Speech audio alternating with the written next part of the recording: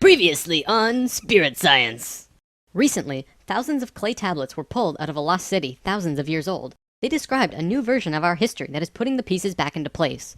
The Martian race was partially wiped out by a comet that struck the Earth nearly 16,000 years ago. In retaliation, they created another complex that would create a Merkaba in an attempt to take over the world. It failed, and the Merkaba grew unstable and began ripping open the dimensional levels. It was the biggest catastrophe the Earth has ever seen.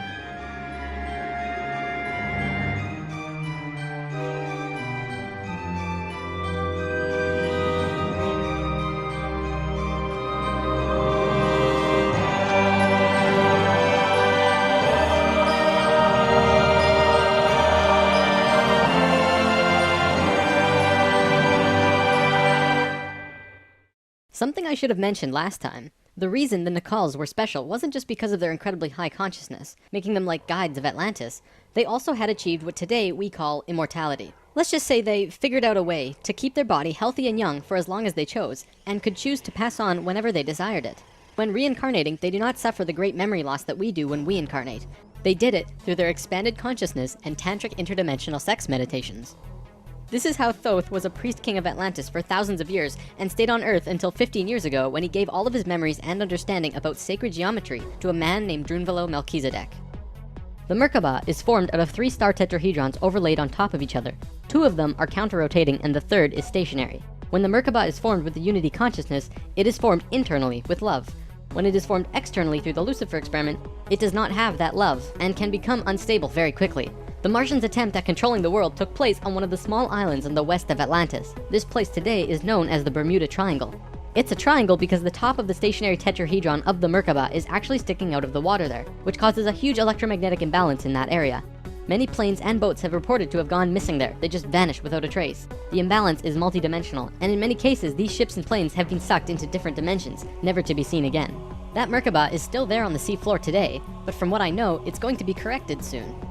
The Nacals did their best to save Atlantis. They sent most of the lower dimensional beings back, at least as many as they could, and sealed up the dimensional tear. Despite this, the situation got really bad, really fast. All of the economic systems collapsed. Financial, social, and all concepts of how life ought to be completely broke down. Everyone on Atlantis began getting sick with weird diseases, and the entire continent went into a state of survival. Life was no longer about living. It became about surviving until tomorrow. It was a literal hell on Earth. The Nacals had no idea what to do. They were children compared to the events that had been thrust upon them. So they prayed. They prayed to the highest levels of conscious life in the universe, asking for help from anyone who could hear them. The problem was reviewed on many high levels of life, who I am drawing as the Justice League because the 11th and 12th dimensions are completely incomprehensible to us in our current state.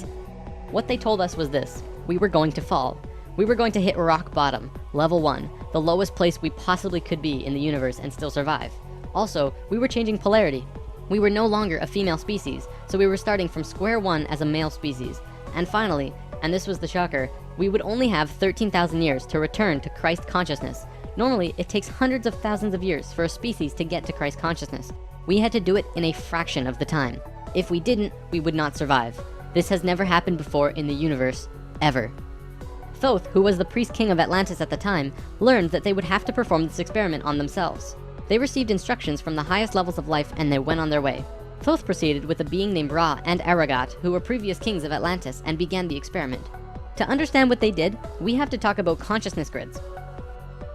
A planetary grid is an etheric crystalline structure that envelops the planet and holds the consciousness of any one species of life. This grid does have an electromagnetic component associated with the 3rd dimension, but it also has a component for every dimension as well. These grids are geometric, of course, and science will eventually discover that there is a grid for every species in the world. Each of these grids have their own geometry and are unique. There's not another one like it, just as the species itself are unique. These grids give off light as well, and from space they can be seen as the source of the bluish glow around the Earth. What Thoth and friends had to do was create a synthetic Christ consciousness grid, allowing humans to ascend to Christ consciousness in a very short time. But first, let's talk about the science behind the grid. Perhaps you've heard of the 100th monkey experiment. Over a span of 30 years, scientists were researching a species of monkey called Macaca fuscata on an island in Japan. They were providing the monkeys with sweet potatoes by dropping them in the sand. The monkeys liked sweet potatoes, but they didn't like the sand and dirt so much. A few monkey children figured out that they could wash their sweet potatoes, and some of them taught the technique to their parents. Only a few of the adult monkeys did this though. This went on for some time until one day, the monkeys who actually knew the technique hit critical mass. And bingo, The technique started spreading faster than it did before. Monkeys started learning it really easily across all of the Japanese islands nearby as well as on the mainland. They knew that there had to be something that wasn't yet understood about how a species is connected to itself. So what did we do? We tried it on humans. Our research team made a picture out of human faces.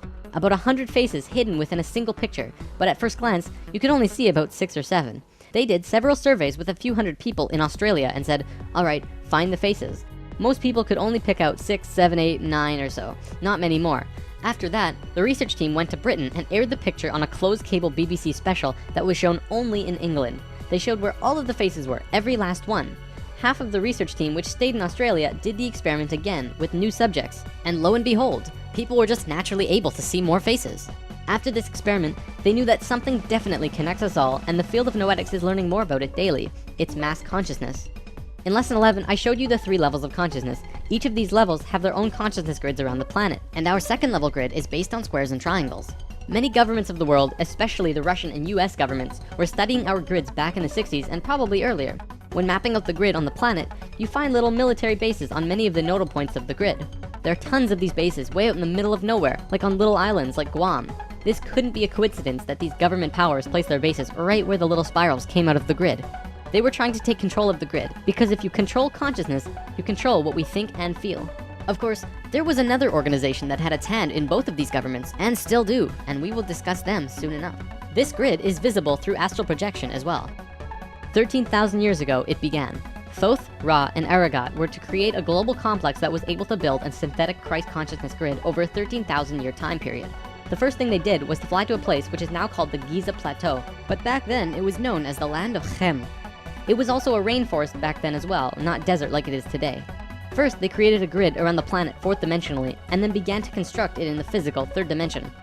They went to the male energetic axis of the Earth and constructed a complex which today is called the Solar Cross. These men were 6th dimensional beings at that time and were living at a very high level of consciousness, so whatever they thought happened instantly. It was that simple. According to Thoth, he built the Great Pyramid, not the Egyptian king Cheops. Thoth says that it was built 200 years prior to the pole shift and built very quickly. These pyramids were aligned precisely with both Fibonacci and golden mean spirals emanating from out of the solar cross. Interestingly enough, Edgar Cayce also channeled that the pyramids were constructed in this time. The pyramids were also found to be built from the top down. The stones on top were placed first, which has baffled researchers ever since. Every time more is learned about the pyramids, we move further into dark on understanding how they were formed.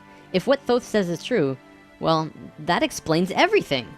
From there, Thoth and friends constructed an entire network of temples and structures along this grid 4th dimensionally, placing them on nodes on the new synthetic Christ consciousness grid they were creating. All of them were made with Fibonacci or golden mean spirals, and all of them were mathematically referred back to the solar cross in Egypt through the Great Pyramid. The creation of all of the sacred sites on the planet were no accident. It was a single consciousness that created them all, from Machu Picchu to Stonehenge to Zaghuan, you name it. There are a few exceptions, but most were created by a single awareness as part of a unity consciousness grid. Although the Great Pyramid was done all at once, many of these ancient structures of the world were made 4th dimensionally and slowly dropped in frequency until they manifested on the 3rd dimension over a long period of time. Richard Hoagland's research brings this forward, but he wasn't the first either. They showed how one sacred site is extrapolated from another to another to another. A hot topic of discussion right now are ley lines. These are simply geometric relations between sacred sites. Archaeologists are now finding these huge connections between major spiritual sites on the globe, and now we know why they're connected. These sites had to be built physically so that the Christ consciousness grid could manifest. In a way, think of the physical sites as the wiring of a giant wireless electrical system, and then it needs about 13,000 years of continuous energy flow for it to actually turn on. And just so that you're not left in suspense, yes, the grid was completed. It came to life and is now active, though not really used. Congratulations, Earth, we actually survived. Not only has Thoth told us this in person, but he's also written it down in the Emerald Tablets. These tablets were left in the Great Pyramid thousands of years ago. There are 12 tablets in total, formed from a substance created through alchemical transmutation.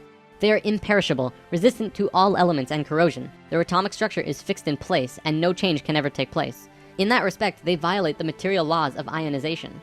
These tablets share a great wisdom, and you can read them at over 100 different levels of consciousness, and you will always understand them differently. If you're interested in this stuff, you should definitely consider reading them. As you can probably tell, Thoth plays a pretty large role in what happened. Most of this information comes from him. Thoth also provided most of this information about the flower of life and its geometric relationship to consciousness with us. And this stuff is tied intimately to the geometry of the universe. Considering the quality and quantity of information that he has shared, It makes you really start considering that this next part can be true. The Great Pyramid has a legendary missing capstone. According to the Emerald Tablets, deep under the Great Pyramid there's a room called the Hall of Records. This room was not built by Thoth and long predates the Atlantean civilization. Within the Hall of Records is the capstone of the pyramid, which is 5.5 inches high, solid gold, and completely holographic image of the Great Pyramid. It has all of the little rooms and everything.